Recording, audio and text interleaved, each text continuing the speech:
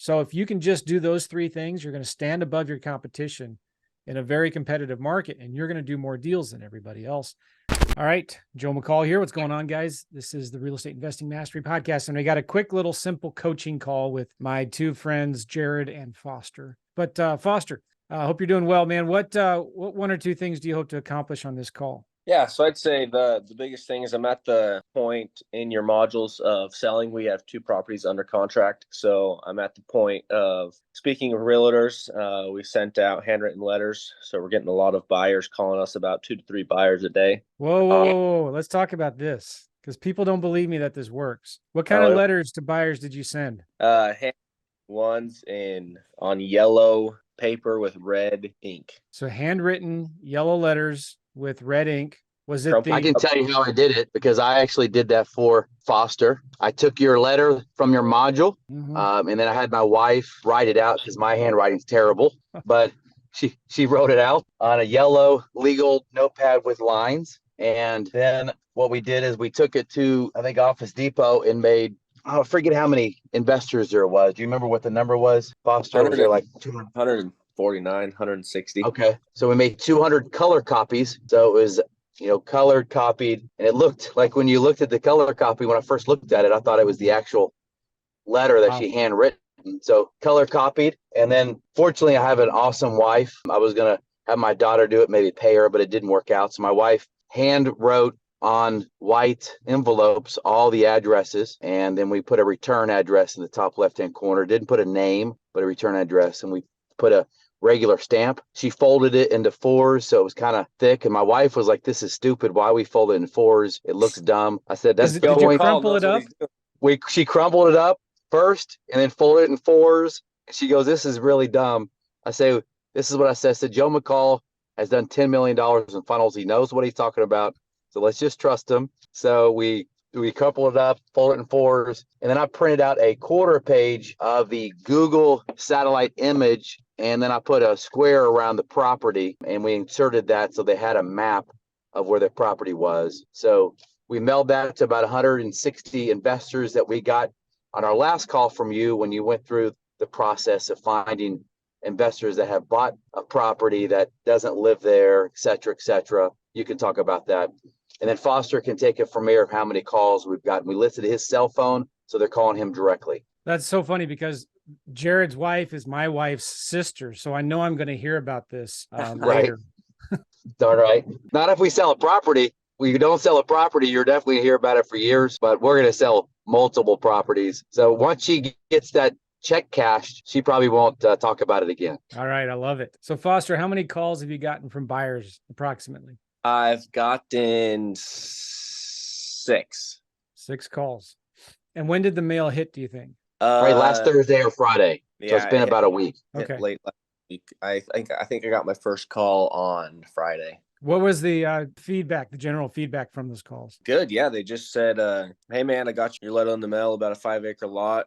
Tell me about it." They just immediately ask for the address. And honestly, they tell me, I'll be able to tell you yes or no here in about 30 minutes, because obviously they're all pretty big real estate investors and they know what they're doing. They know they know what they're looking for. And so I give them the coordinates, I give them the parcel ID number, and then they look it up and they get back to me. I've had a couple get back to me and say, can't do it, not what I'm looking for, because of the lack of road access. Okay. I think it would have sold to both buyers absolutely if it had road access. Okay. But they just said that they can't get their dump trucks back there and everything. They can't get a dozer to clear everything. So okay, so that's that's good to know, right? This is why we have 3 months to close in our contract, because sometimes we don't know these things when you make the offers, but when you start getting feedback from the buyers that there's not access, or something's wrong with it, or it's overpriced, you can go back to the seller and renegotiate. Do you think if the price was lower, they would buy it still? Or is that just an absolute deal killer? For one of them, it was absolutely a deal killer. I mean, he offered me 20 grand. He's like, the only way that I would even consider is if I got it for, lower than low. What do you have it under contract for again? 36. Do you have any buyer that's interested in it now? I have 3 that are actively doing due diligence and continue to text me back with questions that haven't said a hard no. I had one guy call me twice yesterday, the same guy, and he was asking me about why it said X name on the ownership of the record. And so I told him that it's under contract. So then he was like, "Oh, so this is an assignment of contract." He was like, "Okay, let me get back to you. Let me get back to you." So he was just doing his due diligence. So he sounded pretty serious. So what are you trying to advertise it? What are you trying to get for it? 92. Nice. Man, you got a lot of room in there. Okay, so you have it under contract with the seller. The only marketing you've done is through letters to other nearby buyers. But you've contacted some realtors, right? Yeah, I have a list of realtors that one of our helpers that Jared knows put together for us. So I've been emailing them and then calling them. It's been hard to get them to pick up and then to get them to stay on the line because they think it's a scam or they think it's a foreign caller. And sounds like they get plenty of calls to their cell phone that's advertised on Google. Wow. So let me talk real quick, Joe, just for your listeners and students of what I did to get that list. So I have someone that I've worked with for multiple projects. I found him through Upwork. He's in another country. And I just said, here's what we're looking for. We're looking for real estate agents in this county. We want their address, phone number, and email. We gave them kind of a starter like that we got from you. So they kind of knows what he's looking for. And I think I paid $39 for him to data mine. And how many real estate agents, phone numbers, and emails did he shoot you with, Foster? 130. Okay, well, that's good, but there's a better way to do this. And can I show you guys how to find, and maybe Yes. you already did this. Well, we did that, but I wanted their email addresses as well. And I didn't want to do the work to data mine them. I was okay paying $35 for someone else to data mine them. So did they find all the realtors in that county or the realtors that have sold land near that property? We used whatever the 2 calls ago you did this for us, showed us how to find the real estate agents. I sent them that information. So use that information. And then he just put it in a spreadsheet. He grabbed it from the website, grabbed their phone number, email, because you have all that from what you did. And then he data mined their address in case it wasn't on that sheet, and he data mined their email address. So it is exactly your process. We just wanted to put it in one central location that we can import into Freedom Software real easily, and we didn't want to do the work for it. And to answer your question, Joe, it was a list of all the realtors that are part of real estate or realty groups in that area, not necessarily just within the exact area of our property, but it was all of Charlotte County. Okay. Well, there is a website that I've been playing with lately. If you go to homes.com, a lot of times you can look up properties. Well, let me just show you, and I know you're on your phone, maybe it's hard to see, but let me show you what I'm talking about here, because they give you the realtors' emails. Let's just say we're looking at Lee County here. I'm going to go to home type, land. I'm at homes.com again. And I want to go to sold. I'm there with you. And land. Now, homes.com doesn't let you choose like how long ago it was sold. I don't think. Let me check here. It's just recent sold. That's all I know. All right, but we're looking at land. Let's zoom into an area here where there's a lot of recent solds. All right, so here's a lot of recent solds. And on some of these, you can find the realtor's contact information. So I'm going to sort this by recent sales. So the most recent are at the top. So this property, for example, if I scroll down, see that you'll get the listing agent and the buyer's agents. But the cool thing about homes.com, they give you the contact information, the phone number and the emails right here. These are agents that have sold vacant land or houses or whatever right in that area. Let's look at the next one. Not everyone has this information, but most of them do. Better yet, like if you can see here in Redfin, you see the recent solds. I'm looking at solds in the last 3 months. If you click on any one of these, you'll find the realtor right here. Craig Parks is a listing agent, right? And you can just Google them and go into any information that you see here, and you'll see their phone number. And you might need to contact them through their website. But yeah, this way, I just don't want you calling an agent. This is my whole point in bringing all this up. I don't want you calling an agent that sold $1 million house and you're trying to sell a $50,000 vacant lot. You want to call agents that know the buyers who are looking for vacant land. cheap vacant land, and they're okay with getting just a couple $1,000s in commission, right? Because they might be looking at it like, oh, you're wasting my time. And it sounds too good to be true if you're going to be paying me, 10% commissions on just making some phone calls. Do you understand? I want to make sure you're spending your time calling the agents who have sold vacant land recently in that area, and call as many of them as you can. And so look at homes.com, Zillow.com, Redfin.com, and try to find those. And most of the time you can find their contact information with just a little bit of digging. I was going to ask Foster, are you having many of the agents that we have on the list that aren't familiar with land, or are most or all that you get a hold of, are they experienced in land properties? Patty, the one that I am really working with, is very experienced, and she said that she's got a lot of clients looking exactly for this, and especially 5 acres. And they've got a database of a lot of investors before they even listed on the MLS. So yeah, I've ran into a couple who are kind of skeptical about having it under assignment of contract and vacant land with no road access, but then some are like, yeah, I've got some investors.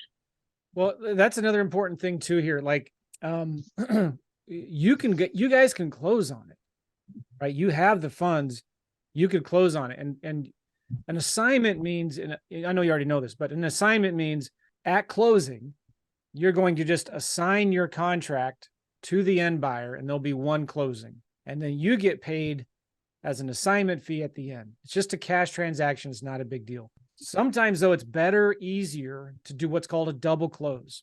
And so that means you're going to buy it with your own money, or we have friends that lend us money called transactional funding. They lend you money for one day, you buy it, you close on it, and then you turn around and you sell it immediately the same day to your end buyer. That's called a double close, or back-to-back closing. You close on the A to B, and then you immediately close on the B to C. Sometimes that involves extra closing costs that are not frustrating, but usually for me, if it's an assignment that's under 10 grand, I'll try to do an assignment. It's not a big deal. But if it's over 10 grand, sometimes your end buyer has a little heartburn that he's writing you an assignment check for $30,000, $40,000. He's buying it for 80, knows that you're buying it for 30, whatever. And so he's going to have some heartburn maybe that you're making so much money off of him, right? So sometimes it's better in those cases to just close on it. But you need to be honest with these guys. You need to tell them, listen, we are investors. I'm in Texas. This is a property. We got under contract to buy it. This is what I say when I'm talking to realtors and I'm talking to other buyers. This is what I say. I say, listen, I'm an investor. I'm a wholesaler, and I've got this great deal under contract. And you got to play a little hardball. Like, you got to make them come to you, right? So I say, I don't know what I'm going to do with this deal yet. I may buy it and hold it and keep it and just sell it with seller financing. I've got tons of people knocking on my door right now telling me that they want it. So it's going to go fast. Whether I keep it or I sell it to someone else, I don't know. But if you're interested, might be a good deal. If not a big deal. Don't worry about it. It's totally cool if you say, no, I've got 20 other people that want this deal. You see what I'm doing there, right? So I'm saying, I don't know what I want to do with this yet. I might buy it and hold on to it. I think it's a really good deal. I might just flip it and sell it to somebody else. It's probably worth 120. I'm willing to sell it for 90. I don't know what I'm going to do with it. Yeah. So if I'm talking to a realtor, I might say to them, do you have a buyer who might be interested in it? I think I want to sell it for 90,000. That's all I say. And so they know I haven't bought it yet. I have it under contract. They know I have some time to close. I'm just waiting to see. I'm trying to decide what I want to do with it. Then when they say, yeah, I've got a buyer, then we start talking about, okay, how are we going to do this? And then I start talking about, well, there's different ways we can go about this. If I can just do an assignment, that will save me on closing costs, and I won't have to use any of my private investors' money. So it'll save me on interest. So I'm willing to sell it if we can do it in an assignment for 90 grand. But if we're going to do a double close and I need to pay extra closing costs and I need to pay my private investor for the interest for their money, then I'm going to have to sell it for $95,000. Doesn't matter to me what you want to do, but you want to buy it for 95 or 90, something like that, right? So I'm telling them, if it's going to be a lot easier if we do an assignment. They're probably going to say, okay, well, yeah, we can just do an assignment. I'm going to say, are you sure? Do you have a title company that won't mind us doing an assignment. And I want to make sure before I tell you what my assignment fee is, I want to make sure you're okay with 90 grand. So sometimes the end buyer or the realtor will say, well, what's your assignment fee? How much are you going to make on that? Right. And then you're going to say, I'll be honest with you, I'm going to make a lot. I'm going to make a lot of money on this deal. But before I tell you what my assignment fee is, let me ask you a question first. Does it really matter? If you can buy, if it's a good deal at 90 grand, does it matter what my assignment fee is? So would you be willing, do you think 90,000 is a good price, is a fair price? Because if not, that's fine. Just tell me no, yes or no. So you want to get a verbal commitment from them that 90 grand is a fair price because they know it's worth 120 or whatever. Then you can talk about the assignment fee if you want. The largest assignment fee I've ever done was $42,000, which surprised me. We were really nervous. The end buyer, they're going to freak out. We were doing this with a realtor and they weren't exactly happy about it, but they knew at the end of the day, they got a really good deal, right? And I was going to be making that money anyway. They knew if they didn't want to do an assignment, we would have done a double close, but then it would have cost them more money. So do you see the kind of balancing act you got to play there?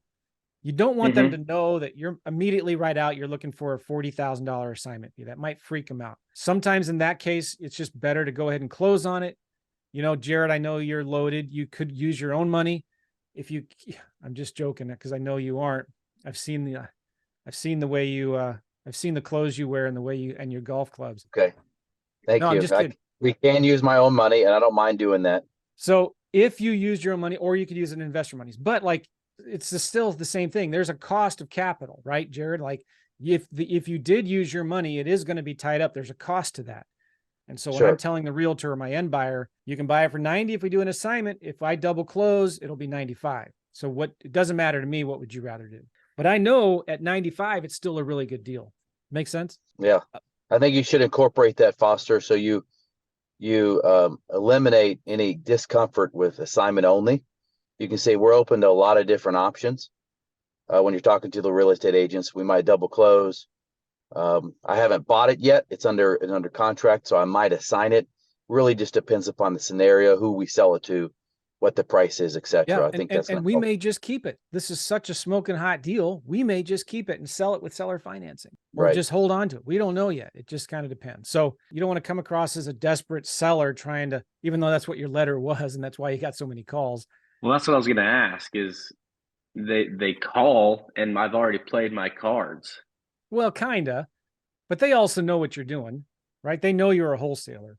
And so I've used that letter before, and it's funny. I get a lot of calls and they'll say something like, hey man, I know what you're doing. I know you're a wholesaler. I just want to say, I love the letter and I'm going to use it myself. And, it's we might kind of make a joke out of it. So they know that they're being played a little bit, but it worked. It got them to call you. So you just got to have fun with it and be honest. You always want to be truthful and honest and be willing to pull away and take the deal away from them and give them permission to say no. And, and I also, the other thing I wanted to say too, is if they're saying no because of road access or something's wrong with the property, you really need to dig deep into like, okay, well, listen, in spite of this problem, whatever, is there a price that you would be interested in this deal at? Right. And see what they say, because they may say, well, I can't buy it for 90, but I'd buy it for 50. And you're buying it for 33 or whatever. That's still a nice spread, $17,000 spread, especially if you do it as an assignment. You could tell that buyer at that point, well, listen, if we buy it at 50 and we do an assignment agreement, and I do sell it to you for 50, what would you want to do then? Or could we do an agreement? Could we sign an agreement together today? So like do the if, then. You wouldn't do a counter in that, like say, let's do 65. Oh, sure, I would. Right. But I want to get a commitment from them. Yeah. I want to know, okay, if I agree to this price, or if we agree, if I can negotiate on the price, would you be willing to do a deal today? So like before you go to the final number, ask them that question. Well, if I do negotiate on the price, if I can come down on the price a little bit, could we do a deal today? You want to get that kind of an upfront commitment from them to make sure they're serious and you're not just wasting each other's time. That's smart. Awesome, Joe. That's really good. Do you care if I rattle off a couple questions that I just ran into? No. I'm sure it's in your module, and I'm getting there in the selling part. but maybe just a couple sentence answers, just right off the top of your head that I can just jot down Yeah. and then explore in your modules. Yeah. So the biggest, or so first one is realtors who respond to the postcards and reach out to me as a lead. How much time do you invest calling them? Because I know there's not a lot of wiggle room probably if it's listed with a realtor. You can't talk them down like you can an actual Well, seller. you'll be shocked. That one deal I was just telling you about where we did the $42,000 assignment fee or something like that, that was listed with an agent.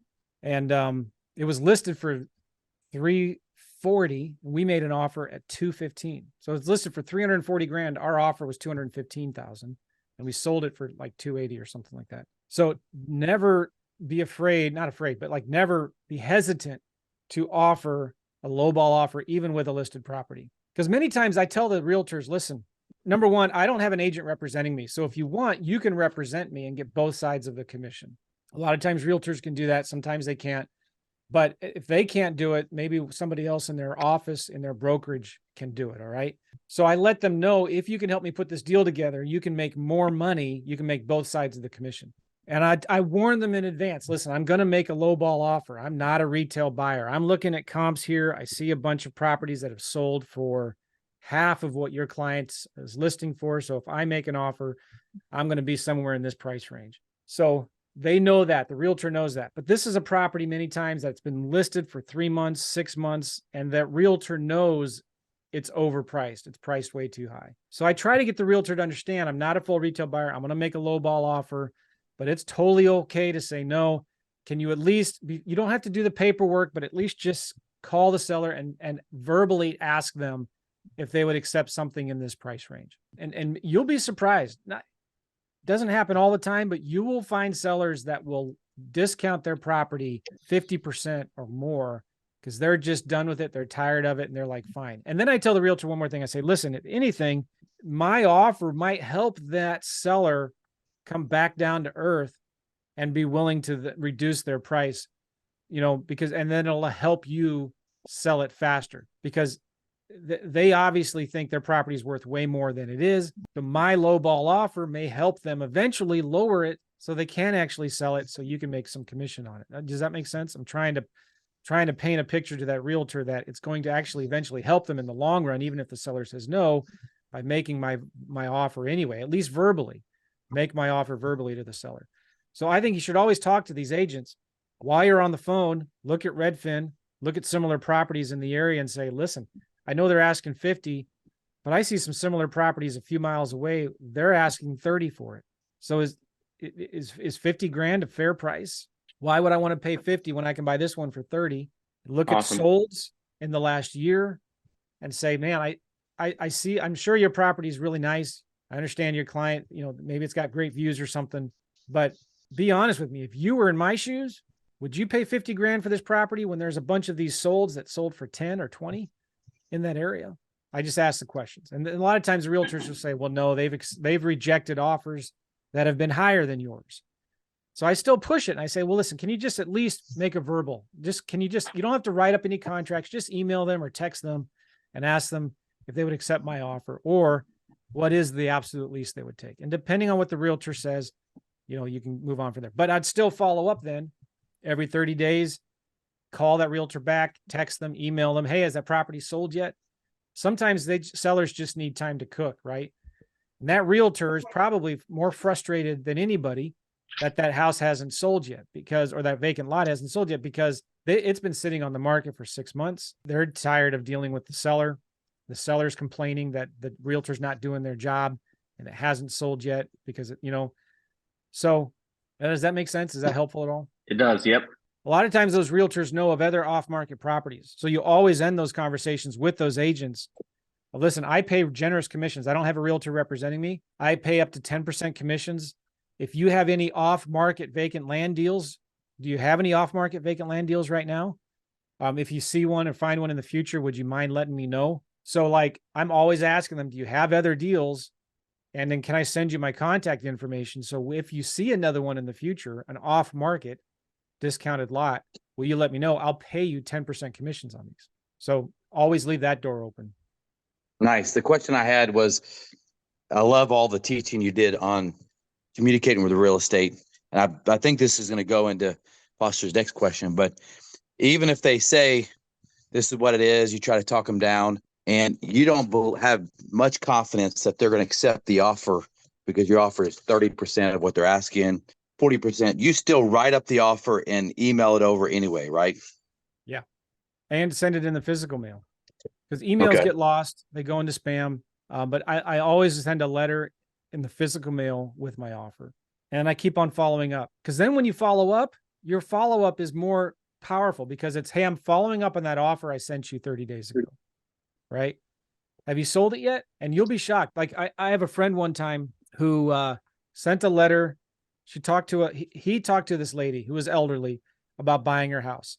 And he sent her an offer in the mail. And at the bottom of the letter of that offer, it said, please keep this for future reference if your circumstances ever change. So sure enough, like 3 years later, she passed away, unfortunately. Her kids were going through her files and she had a folder called house stuff, whatever. And that letter was in there. And the kids called this investor back and said, hey, do you remember sending this offer to our mother for this property at address? Is your offer still good? And he said, I don't remember what he said exactly, but he said something to the effect of, yeah, I remember, that's right. Although he didn't, but like, yeah, so probably tell me a little bit more about it.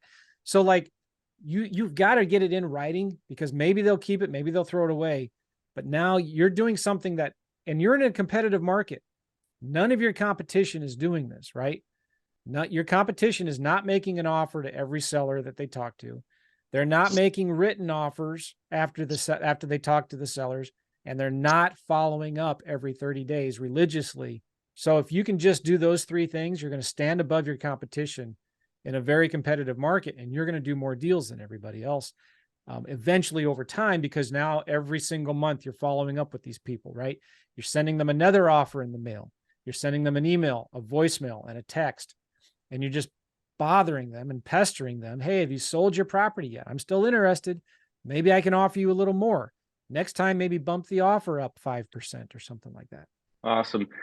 So I don't have a lot of info. Next question. I don't have a lot of info on the properties other than Google Maps, especially the ones that I have under contract right now. Is it worth, and I get a lot of asking of when these buyers call, if I've had a surveyor go out and get information about, especially wetland. I said that I've done my due diligence on these websites and stuff, and I can see that it's not in wetland, but occasionally some websites show that the bottom section of the property is a little bit in wetland. And a lot of these, actually a couple of these buyers have said, you won't know if it's really in wetlands unless you have a surveyor out there. So go get one. Not you. I'm saying you say that to them. So the only due diligence I do is what I can do online. So I use MapRight or land.id or whatever, id.land. And you can tell from there through the layers, whether it's at FEMA floodplain or wetlands. But when it comes to some areas, you do a lot of perk tests, which tests the soil to see if it can have septic systems or not. Or you do a survey to determine the boundaries or determine if it's actually in a wetland or not. Some areas you need to do environmental studies to see if there's any endangered species there. The reason why you don't have to do that, Foster, is because you're not asking top dollar for these properties. You're selling these deals at a significant discount. It's just like a house, right? If I'm wholesaling a house, I'm buying it at 50 cents on the dollar. I'm selling it at 60 cents on the dollar. I'm selling it at such a good deal that end buyer's not coming back to me and say, hey, you need to clean this property up. You need to replace the plumbing and fix. No, you're selling it at a discount to somebody else who they will do that due diligence. So if they're asking for a survey or a perk test or, whatever, you can say, listen, I'm just telling you everything I know. It doesn't sound to me like this is a deal you're interested in. That's fine. But if you want to figure that stuff out, feel free to go ahead and do your own survey. Feel free to go ahead and do your own perk test or go look at the property yourself. And this is another reason why it's so important to get pictures. So as soon as you can, you should be hiring a photographer to go take pictures of the property and take drone footage of the property. All right. Because that's going to help you sell these deals a lot faster. That way you can send these buyers a link to view the pictures or, a place on your website or something like that. But that's the only due diligence extra stuff that you need to do. Like, you should also be checking to make sure that the contract that you have signed is signed by the actual owner on title in the county records. That's a good thing that you could do. You could make sure that the taxes are paid. Other than that, you're sending the paperwork to the title company, and they're going to be looking at eventually, is the title clear or not? If the buyer's asking for that stuff or they're demanding that you provide it, it might not be a good enough deal. Maybe you need to lower your price a little bit they may still ask for it, but it's like, listen, this is why I'm discounting it. This is why I'm offering it so cheap, because we're not doing any of that stuff. If you want to do it yourself, feel free to go ahead. A survey, how much does that usually cost, Joe, just for a reference point? $500 to $1,000, maybe more, depending on how. I would ask some of those local realtors that sell land or list land in the area, how much it would cost. If they know of anybody, they could recommend somebody. One thing you could do is you could, from realtors or that you're talking to other people in the area, and the more deals you do here, the more you'll learn about this, is you could tell that other buyer, hey, listen, I'm not doing a survey, but here are some names and phone numbers of some companies that can do the survey for you. And they quoted me a price of $750. They can do it for you if you want. But some of these things can cost, $1,000, $2,000. Gotcha. And then how much does it typically cost to get someone to do drones and pictures? I assume that's $300 to $500. Mm-hmm. Yeah, we use Thumbtack a lot to find people that do that. Sometimes if you call some of these listing agents who list land, you can go and find listings with aerial photography. And you could call those agents up and ask them who their photographer was that did those. And when you do a survey, do that surveyor also do similar pictures? Probably not a drone, but do they do pictures as well? I've never done a survey. Okay. No, I always have you had one done? No, I've never had one done. For my own personal residence, yeah. The land that we bought here, but. Gotcha. I'm just wondering, if you find a survey that's $750 and the drone was $500, to me, why wouldn't you just pay the $250 and get the survey, since it's a little bit, I assume they take some pictures. Why wouldn't you spend the extra $250? I mean, assuming it's $750. Yeah, I don't, I'm not the guy to ask how much surveys cost, because I've never done I got you. In Florida. I've done them here in Missouri, but and here's the other thing. Maybe it's worth it if you're going to be making 50 grand on this deal. Okay. Maybe it is okay to do it. That's a judgment call that you'll have to make. I'm just saying, in our experience, we've always passed that on to the other buyer. Okay. I had one buyer that said, no, I'll get a survey. I'll get a surveyor out there. Mm-hmm. A lot of them can do it themselves. They know guys, they have friends that can go do it for them for just a few $100, a lot cheaper than what you can get it done for. Yeah. Makes sense. Cool. Yeah. So obviously road access is a really big deal. I would say that's the only thing that they are telling me that's the only obstacle that I'm running into. That's usually the number one deal killer in a vacant land deal, road access. Yeah. And so you may have to go back to the seller and even offer a lower price. And you could tell them, we didn't realize that the road access was this bad, or that there absolutely was none. But sometimes, if the price is right, you could sell it, and maybe instead of making a $40,000 wholesale fee, you just make only 10, which is still really good, right? So it just kind of depends on the deal. These buyers that you're talking to, keep on pressing them. Tell them, listen, what price would make you wet your pants and drop everything and make an offer right now on this property, right? What price would you be interested in this for? And if you've talked to enough realtors and buyers, they'll tell you, and then now you can go back to the seller, either cancel the agreement or negotiate a lower price. Cool. And that goes into my next question. And I guess it is just being upfront with who we bought it from. And it's obviously upfront in the contract. And I've made it verbally upfront, especially with one of them. But these two sisters have emailed me. They emailed me yesterday and said, hey, haven't heard from you since you signed the contract. How fast are you going to close? And so I sent them back an email. What kind of contact do you like to have with those you're under contract with? That's a good question. And the more, the better. So just let them know you haven't forgotten. You've not dropped off the planet. So I always try to make sure my sellers know that I'm an investor and I'm not buying this property for myself. And I'm going to need every bit of 3 months for my due diligence. I tell them, a lot of times I sell my deals with seller financing to other people. I've not been to the property. I'm not even going to ever go to the property. We're going to have photographers go there. I'm going to have realtors go there. I'm going to have buyers go there and look at it. So I'm going to need every day of that 3 months. I'll keep you updated and posted on how everything's going. If there's ever any problem, I will let you know. And it's good to maybe just once a week, every couple weeks, send the seller an email, let them know, you're still working on it. Things are going well. You're still on schedule, whatever you want to say. So that it's important to have that open communication, because sometimes too, these sellers are getting letters from other investors, right? And they may even get an offer that's higher than yours. And so they want to know that you're still working on buying it. And again, it depends. If it's a smoking hot deal, maybe you should go ahead and close on it now. Close on it as soon as possible. If it's questionable, you don't know because there's no access, then it just depends on, the feedback you're getting from the realtors and the buyers.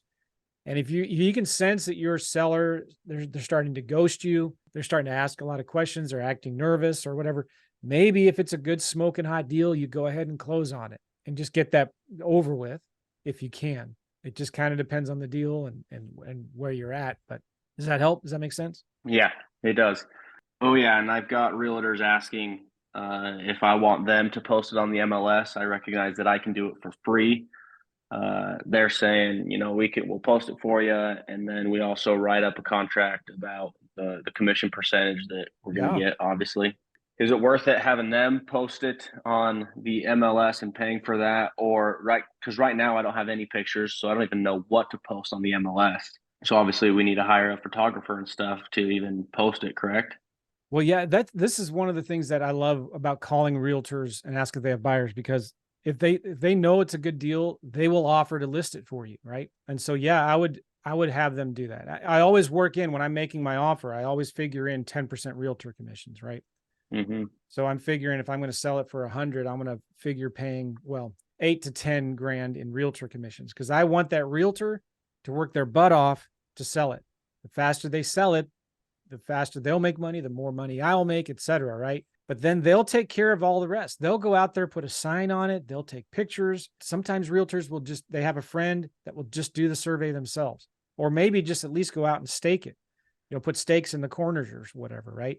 Because that realtor is going to make a lot of money by selling it, and they're going to work harder. They're going to get on the phone. They're going to call buyers. They're going to call other realtors. They're going to try to get that thing sold right away. The one thing though, if you list it with an agent, you want to make sure that agent is pricing it aggressively. Sometimes these realtors, like most land, takes 6 to 12 months to sell. So they're thinking, well, we've got time, but you got to make sure that realtor understands we want to sell it in 1 or 2 months. So if they give you a price range, like, oh, I could sell for maybe 80 to 100 grand, we should list it for 100 is usually what they'll say. You say, no, we're going to list it for 75.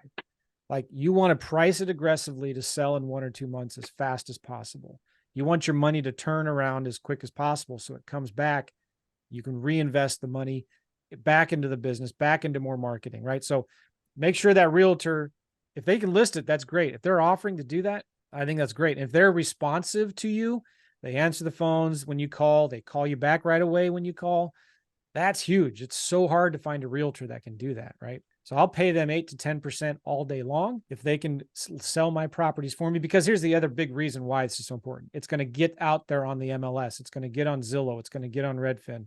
Some of these realtors are already paying for sponsored listings on the land.com websites. So now it's just going to give you more exposure. It's going to put you out there in front of more buyers. They're going to get you better pictures.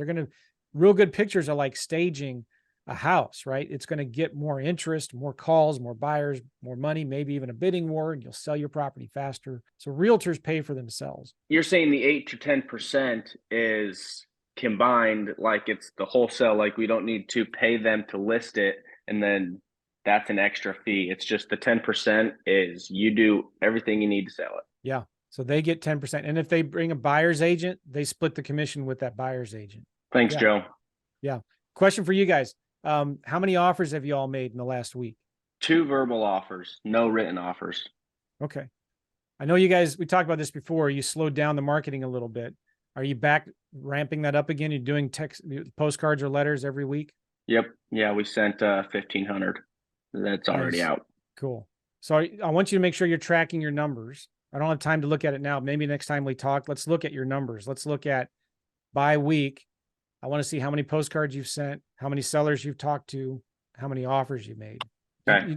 We talked about this too. Like, you don't want to lose that momentum. It's really easy to lose momentum. You start getting leads, you start getting deals under contract. But if you slow down your marketing, you'll flip those deals, you make some money. Some of them are going to fall through, right? And you may be counting your eggs before they hatch. You may be like, think you got a smoking hot deal, but then you find out it doesn't have road access. So you lost a month in momentum and marketing. So you've always got to be continually marketing. You should be trying to make 1 or 2 offers every day, 3 offers if you can. But then you're going to find that you do the deal and then you turn around and your pipeline's empty. And now it's not like a light switch you can turn back on and off real quick and those leads start pouring in again. Like you need to keep that pipeline full of leads. Then the deals you start doing are not deals from new marketing. The deals you start doing are from marketing that happened 3 months ago, 6 months ago, because they held on to your letter, the postcard, they got your offer, you sent them 3 offers, and finally they're like, okay, this guy must really want my property. He keeps on following up with me. He won't leave me alone. Or they just have some time to cook. They test the market. They got a higher offer, and that guy, that fell through, and they backed out of the contract and they didn't sell it. Now they're more frustrated, and then they call you because they like you and you talk to them and you answer your phone and you sent them 3 offers. So do you see what I'm saying? Don't lose that momentum. Try to really be hard on making a couple, 1 or 2 or 3 offers every single day. And if you don't have enough leads coming in from direct mail, just go to Redfin or homes.com, look for the older vacant land listings and just start calling those realtors, right? Call those realtors, email them, keep on calling until you talk to them. Because that deal you're calling about, they won't accept your lowball offer. But again, it's about relationships. That realtor knows of other off-market discounted properties, right? This happens so many times to me. I'm talking to a realtor. This is not a deal, but you know what?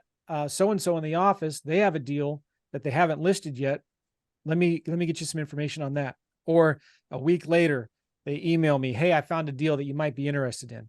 So those relationships with those realtors are really important, and you'll get just as many deals, if not more deals, from those relationships with those realtors than you will on the deals you're actually calling them about.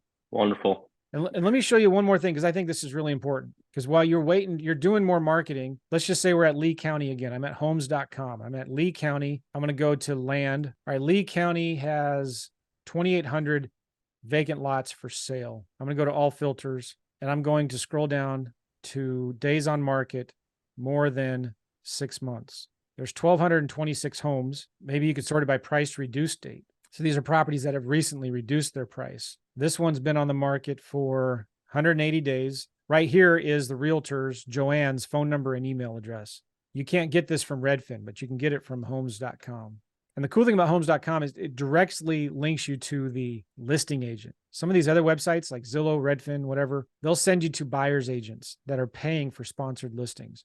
They're paying for it to get their name out there. These are the listing agents themselves. So anyway, because now you've got, 1,200 realtors that you can call. All right, guys, cool. You know how to reach me. You're the best. Keep me updated on your progress, and let's review your scorecard next time we talk. Sweet. Sounds awesome. All right, guys. See ya. How's it going? Bye-bye. Hey guys, thank you so much for watching these videos. If you like my channel at all, please hit the subscribe button. Get the notification bell thing clicked so you can get notified when new videos come out. Really appreciate it. If you like this video, please give me a thumbs up. Comment down below, all right? Thank you.